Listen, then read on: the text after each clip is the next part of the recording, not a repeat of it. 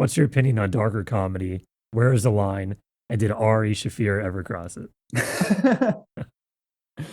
I love darker comedy. That was what I liked to do when I was doing it. I think that's just funny, and I think that if you know what comedy is and there really isn't a line, I think the line is it has to be if you're intending to be funny, then I think that is the line, and that's it. Like there's nothing worse than when a dark joke completely bombs because then it's just super awkward and people are like, did you actually like mean that or like what's going on? So as long as Uh, it's the funny or as long as it's intended to be funny, and then you're okay with backing it up and being like, all right, like if you guys didn't like that one, you're not gonna like the rest of this, or say something like that, acknowledge that, like, all right, like I'm joking or something, I think that the intent is most of what matters. Like you can say a joke about black people if you don't intend if you're not if your intent is to be funny, then you can say a joke about anything, I think.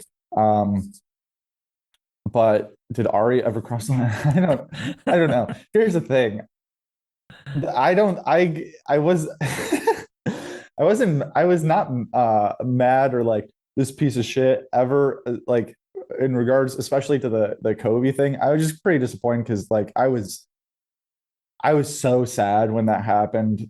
Like I think I might have cried for just a second, teared up a little bit. Like that mm, was terrible. So I didn't like seeing that, but I knew what he was doing. And he does it for every celebrity that dies, which is kind mhm. of a weird bit that I personally didn't think it was like funny, but I didn't think that he was like an evil person because of it. It's clear what he was Uh, doing. As I know, there's always a lot of like hate, pain in the world, and there's always a bunch of terrible stories. And every once in a while, there's a good story.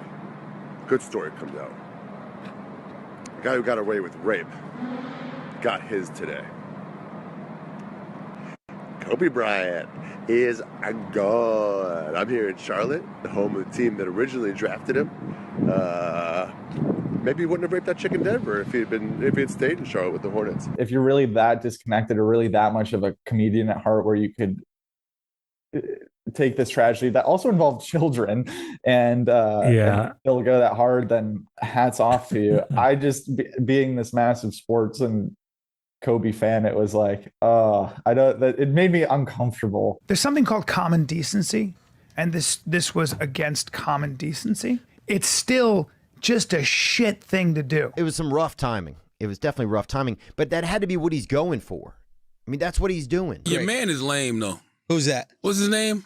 Oh, Ari. You know why he's Yeah. lame? Yeah. 'Cause That was not a joke. It wasn't a joke. Yes. You can't hide behind the guise of a comedian when it wasn't a joke. People are like, oh, well, he's going to, here we go, hide him behind shit like it's a joke, and you're going to just say it's a joke, right?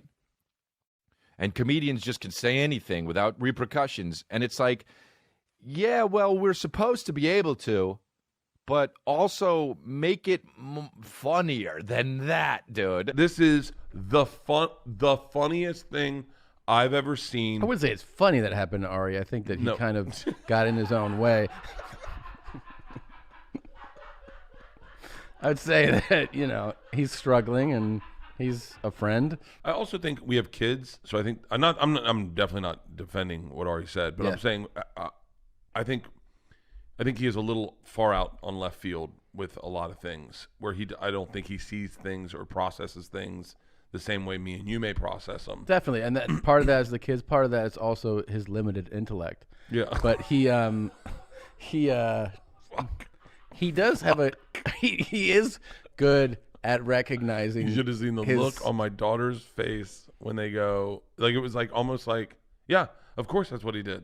Yeah, he also drugged my dad in front of me. I don't know. That's a tough one. The dosing thing, could be a funny joke that I mean I would do to my 25-year-old friends that don't have any kids or wife or whatever, have roommates and stuff. I think it's a little time and place could be a little bit better, but I mean, I don't know. We were at a party last night. Someone's like, "Can you even defend what Ari did?" And I went, "No." I said, "No, I stopped defending him when he slipped me Molly. I stopped going, let me go to bat for this guy." That was more of an action than a joke. That was more of Yeah. that was less of a joke, more of a Jesus Yeah. Christ, Ari. Yeah. You know. Yeah. So I don't know. I guess if that's you know what to expect and he's consistent, so I don't think he goes too far. I think that he isn't backing down. I don't know. There's really no one else like him that exists as far as I know. Yeah, I think I don't think he goes over a line, but well, maybe he sometimes does, the timeliness of it. But sometimes I think like I had this quote I wrote. It's like, I think God has a dark sense of humor because it brings a darkness to light.